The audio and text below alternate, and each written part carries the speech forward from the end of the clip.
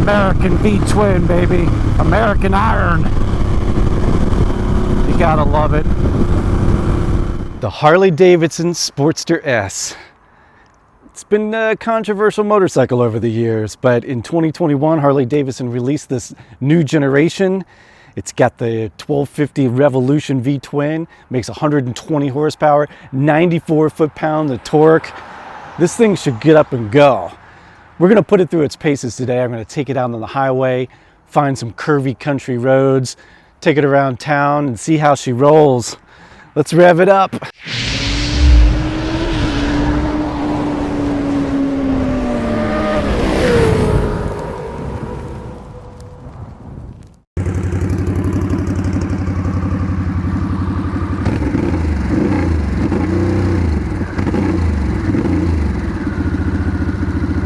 Let's do a quick walk around of the Sportster S here. It's got an aftermarket exhaust, which gives it a nice aggressive tone, but not too obnoxious. It's got this cool bronze finish here and this bone white. I really like the color scheme of it. One iconic aspect of this new generation of Sportster is this big front tire. This is the same tire that the rear was on my old Thruxton. It's got this new oval headlight that came out with the Pan America, kind of give it a family resemblance. Now this is something strange. On this side of the bike, it's not as finished as the other side, probably because it's got a pretty aggressive lean on the kickstand, and all the pictures and everything are meant to be taken from the other side. So if you want the beauty side, you got to go over here with the exhaust and the finished engine covers. It's got a small single seat here. It's surprisingly comfortable. I've ridden it about 5 miles now up to this spot, and I was really impressed with how comfortable it was. Forward controls. It's got all the bells and whistles. TFT dash and in this round dial here. Different ride modes. You've got road mode, sport mode, and rain. Okay, we're going to start off in road and see how that goes. Yeah, it's got cruise control. I can't wait to get it in some curvy roads and see how these big fat tires do out there. Now, she is a little heavy. She comes in at 500 pounds. You can see it's got a belt drive on there, not a chain. It's got this belt. So, yeah, let's take her for a ride.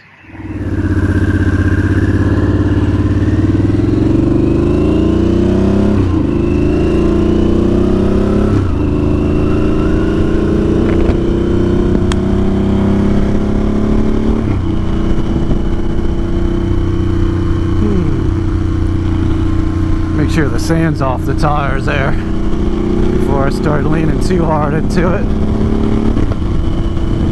Yeah, she's got a nice little growl to her, doesn't she? So this is in road mode.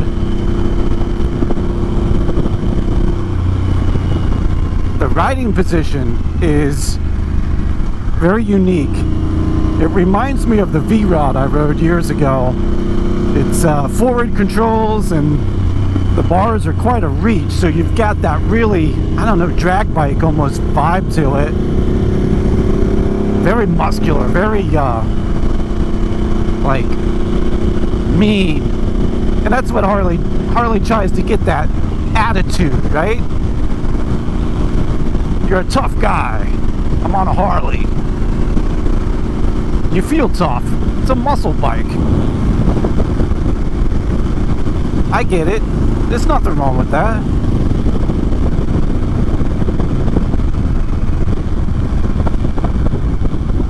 Here comes my first curve. Downshift into fourth there. Well, yeah, see, with forward controls, you don't have the leverage with your legs to move and adjust, so you just kind of have to pick a line and commit, you know?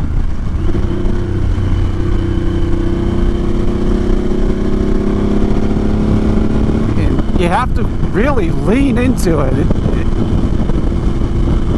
She's not what I would call agile. that doesn't mean you can't have fun with it. You know, the more we go along here, let's see what she's got. Oh yeah. Oh, that torque. It moves like a freight train. This is just instant torque. Like you feel like you could pull a stump out of the ground with this thing. You probably could.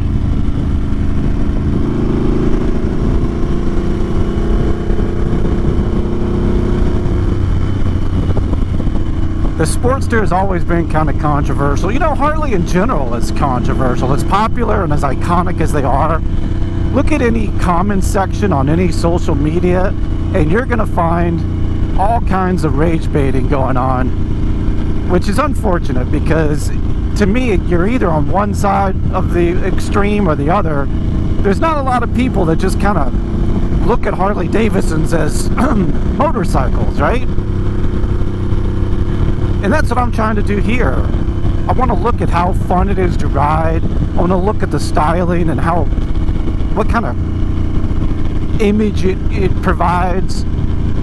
And I want to look at, would I own it? Would I own this bike? Every bike that I test ride, I always look at it through the lens of, would I own this bike? Could I see myself owning this bike and riding it for years and being happy with it? I would not, and I emphasize, I would not consider this for a first-time bike. Especially with the forward controls and this really kind of unique forward riding position and the power that it makes.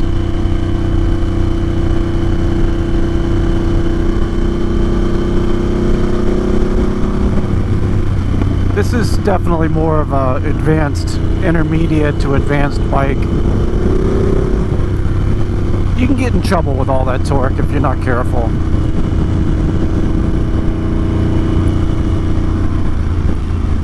Again, I mentioned it earlier, but I am just shocked at how comfortable this little seat is. You look at it and you think, oh my gosh, it's like, it's just a padded piece of wood, but it's really, really comfortable. And I gotta say, all the switch gear and everything feels good quality. Whoa, she does not want to go into that corner. She kind of meandered there. That wasn't me, that was the bike doing that. It seems like these tires they almost kind of find a groove of their own and want to stick with it.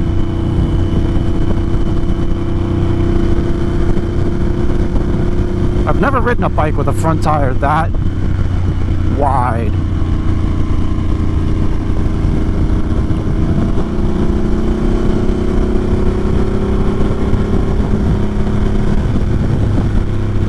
Now this has a really long wheelbase too. I think it's like 5 feet long.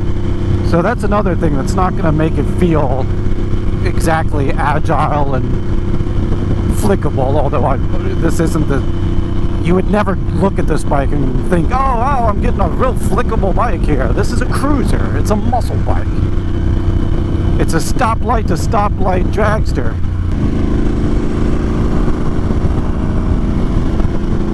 Let's open it up here.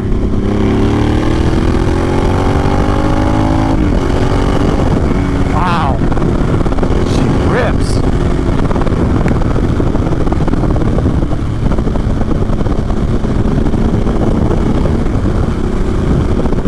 I mean, I had to hold on there. That torque was just, the bike wanted to move out from underneath me.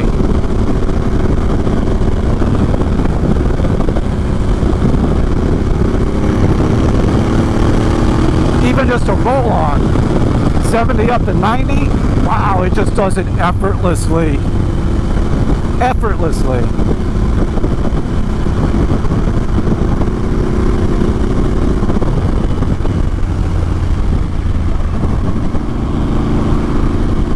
Okay, so let's talk a little bit about some things I've noticed that maybe aren't so great.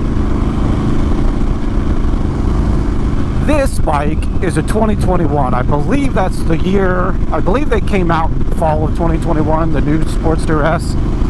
And the 500-pound gorilla in the room is that the suspension is way too stiff. So it has 3.5 inches of travel in the front forks and only 2 inches of travel in the rear. And I tell you what, it's not just the travel that makes it stiff. This thing is set up stiff. Oh, I just hit a bump there and I just felt about 3 vertebrae compress. You feel every tiny little bump on this bike. I would not want to live on a bumpy road and own this bike, that's for sure. So, owners of the bike reported that back to Harley Davidson, and the latest generation, I think the 2025s, I know for sure 2025, they increased the travel. So, loosening up a little bit, giving it a little bit softer ride.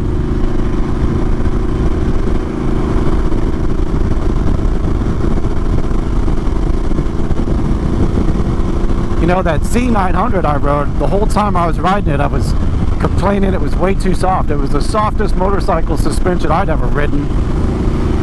And here I am on the exact opposite, where this is probably one of the stiffest. And not necessarily in a good way either. It's just harsh stiff. There's no dampening to it. It's just bam, bam, bam.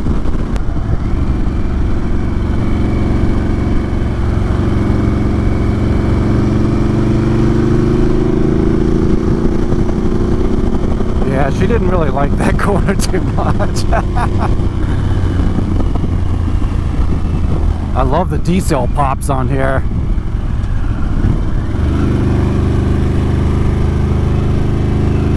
Come on, girl, you can do it. You can do it. There you go. There you go.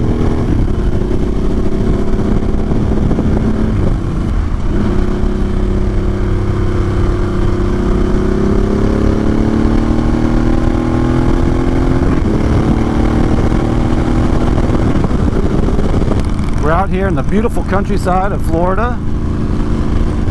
Gorgeous day, beautiful temperature.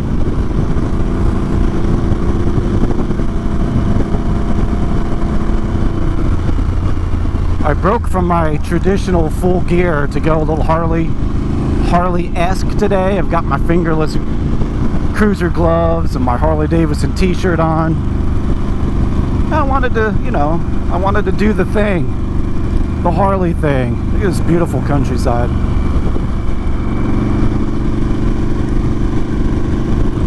This is a great bike for this kind of thing. Some might call it a weekend warrior bike. Is it a weekend warrior bike? You know, there's nothing wrong with being a weekend warrior.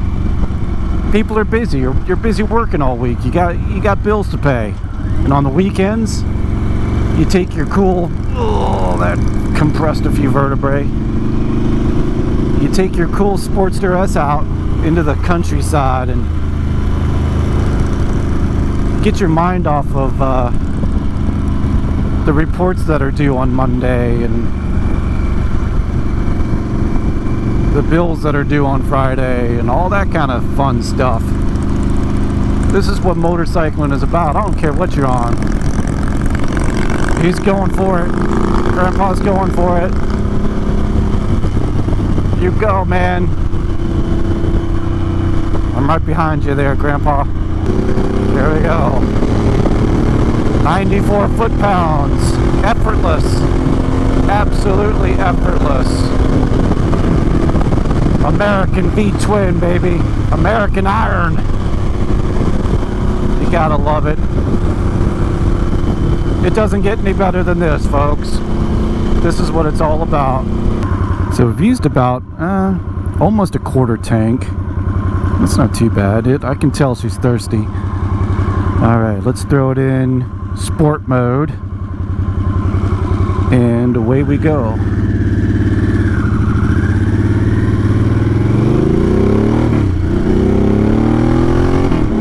Oh, wow.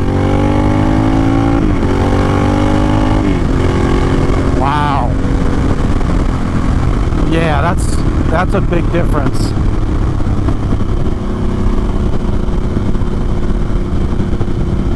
Now, I may not go challenging sport bikes on this thing in the corners, but watch out at a stoplight. You're gonna surprise some people on this thing.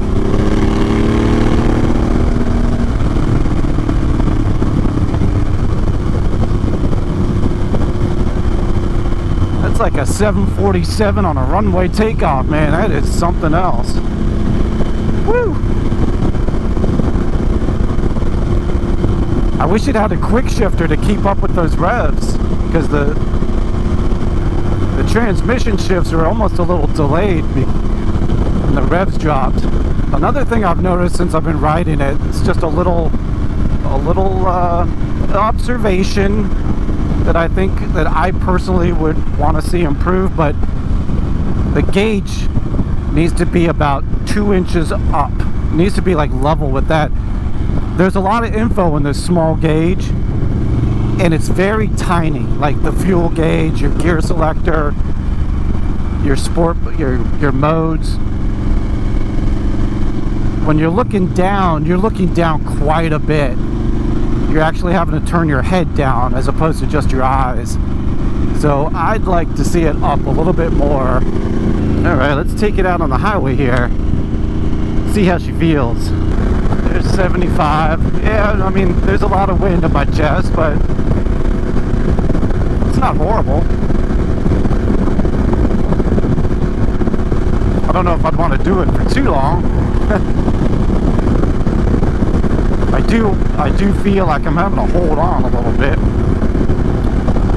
but it also doesn't feel like I'm getting a lot of headwind. So I have to say, I like this bike. I like it a lot. I mean, of all the bikes I've test rode over the last year, this one's probably in the top 5. I mean, it's got a lot of character. It feels really well built. I mean, you can't deny that. And it's got a lot of style to it. The $1 million question is, would I own it? Would I have it as my only bike? No, I wouldn't. It's not comfortable enough. It's not functional enough to me in terms of doing curvy roads and that sort of thing. It's a great second bike.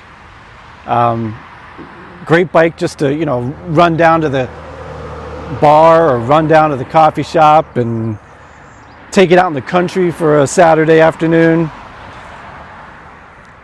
I'm impressed with it though. The engine is fantastic.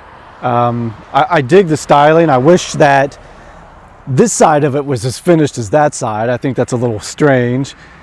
And I wish the gauge was a little higher. There's some small little things that I could pick apart. But overall, I think it's a really cool motorcycle.